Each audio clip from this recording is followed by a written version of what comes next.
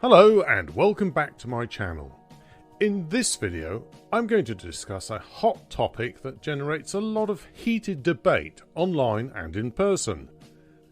As beautiful summer mornings start bright and clear and the blue skies turn hazy as the morning progresses, the subject of chemtrails once again starts to trend on X and the rest of social media.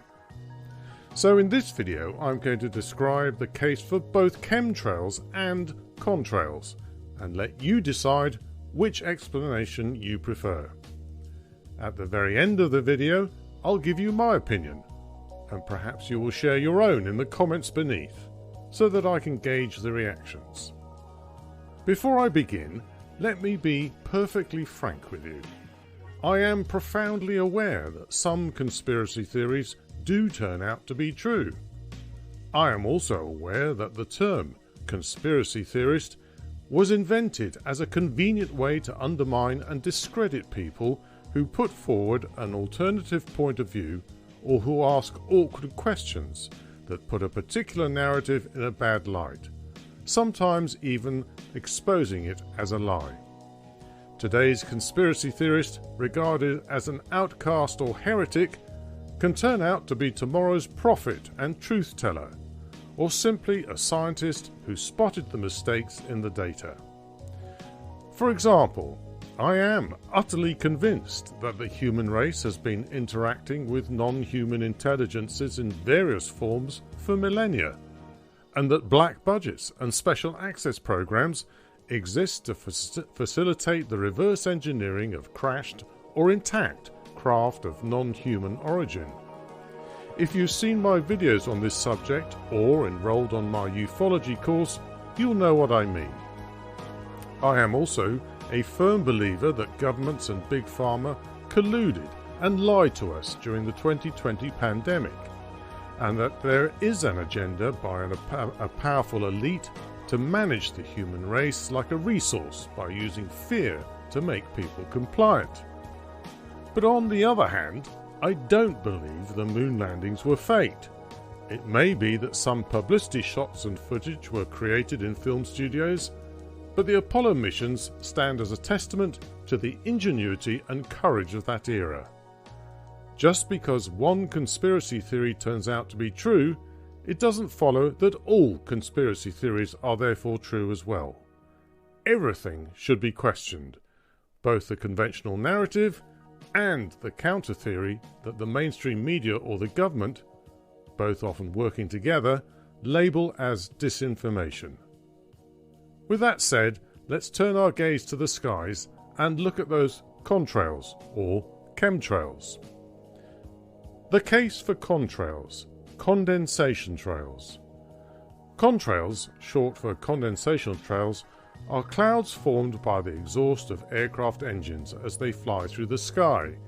These trails are mostly made up of water vapor, a natural byproduct of burning fuel in air, much like how a car's exhaust produces water vapor on a cold day. To understand why contrails form, it's important to grasp two key concepts about the atmosphere: temperature and humidity. The atmosphere consists of layers, and commercial aircraft usually fly in the lower stratosphere. In this region, temperatures can be as low as -40 degrees Celsius, an important factor when it comes to contrails appearing.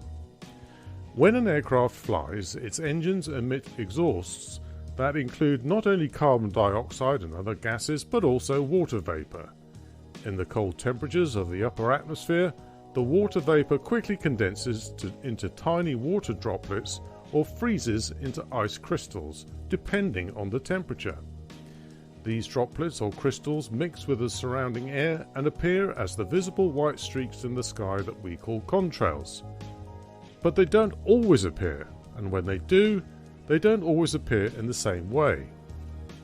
The reason contrails can look different or be absent on different days is largely due to the atmospheric conditions at the altitude at which the aircraft is flying, particularly the humidity levels. If the air is very dry, the ice crystals or water droplets quickly evaporate or sublimate back into gas, and the contrail either doesn't form at all or is very short-lived. This is why sometimes you'll see an aeroplane in the sky without a trail behind it. On days when the air is more humid, especially if it's saturated, the water vapour from the aircraft's exhaust can't evaporate quickly. Instead, it persists as ice crystals that spread out and form a contrail that can last for hours, and even spread out to form a thin type of cloud called cirrus. These cirrus clouds can contribute to the changes in the atmosphere, affecting weather patterns and even influencing the Earth's temperature by trapping heat. The visibility and duration of contrails can also be influenced by the height of the aircraft. Higher flying aircraft are more likely to form contrails because the temperatures are colder. The type of aircraft and the efficiency of its engines also plays a role. More efficient engines produce less soot and fewer particles, which means there are fewer nuclei for the ice crystals to form around, potentially leading to fewer or short-lived contrails. In summary, contrails are a visible interaction between aircraft engine emissions and the atmospheric conditions of temperature and humidity. They are natural byproducts of the water vapour emitted by aircraft engines at high altitudes, where cold temperatures and varying levels of humidity determine whether a contrail will form and how long it will last.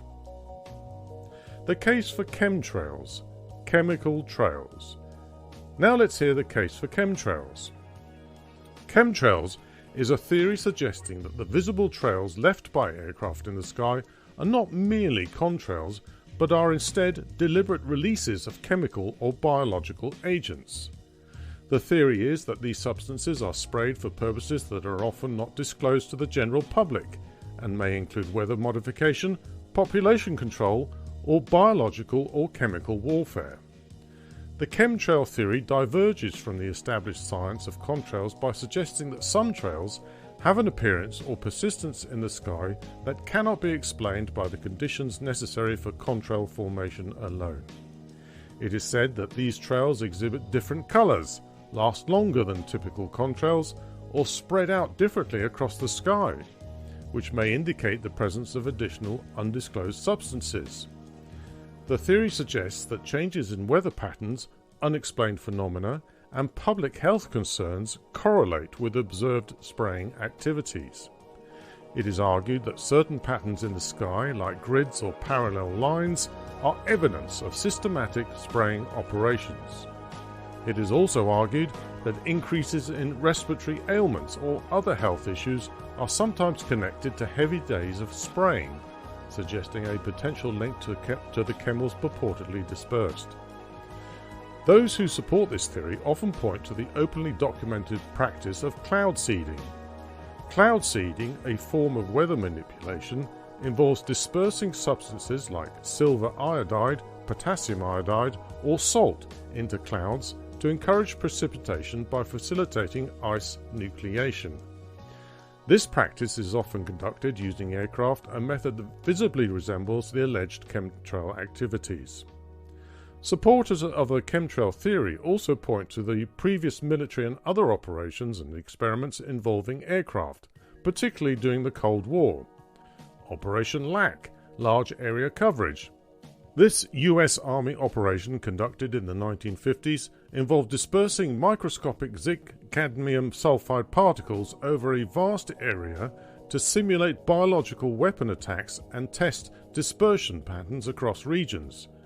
The public was not made aware of these tests, and the revelation of such activities decades later added to fears of government entities using aircraft to conduct secret experiments on unsuspecting civilian populations.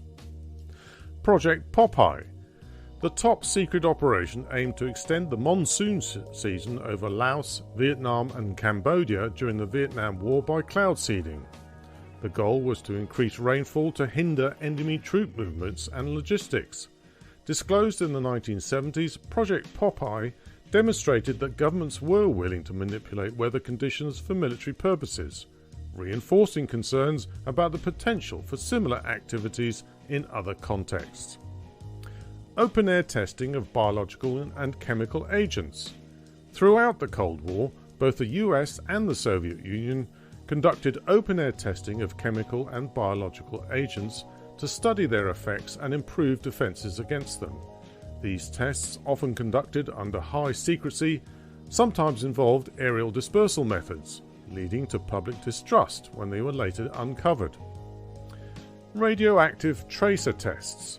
During the 1940s to the 1960s, several experiments involved the release of radioactive materials into the atmosphere to track air mass movements and understand the dispersion of radioactive fallout. These tests were initially classified, and their eventual disclosure led to public unease about the health implications and the ethics of such testing. These operations contributed to a foundation of mistrust in government transparency and ethical standards concerning environmental and public health. The secretive nature of these activities, their potential health risks, and the later admissions by governments that such tests were conducted without informed public consent has lent credence to theories like chemtrails. In conclusion, critics of the chemtrail theory argue that the evidence presented is often circumstantial or based on misunderstandings of atmospheric science.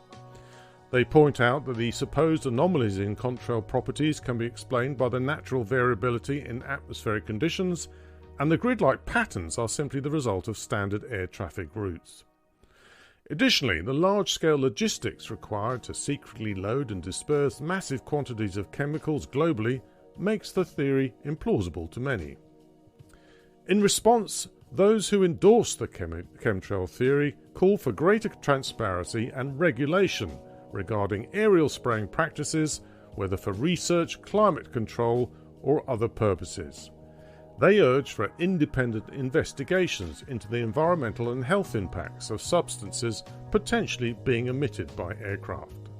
In the aftermath of the COVID-19 pandemic and various attempts by governments in collusion with big tech to silence dissenting voices who question the conventional narrative on all kinds of subjects, trust in governments is at an all-time low. My personal opinion is that chemtrails do not exist. The sheer logistics alone of transporting vast quantities of chemical agents from source to airports to load them and provide the mechanism and the maintenance for the technology to dispense them, all serviced by engineers and pilots sworn to secrecy, is just too fantastic to believe. When the governments do want to control our health and fertility, they do so by frightening and nudging us into accepting vaccines, not by spraying us from aircraft. In time, I may be proved wrong, and I'm quite prepared to change my mind if convincing evidence emerges. You may think differently. If so, put your case in the comments below. Thank you for watching, and enjoy your next flight.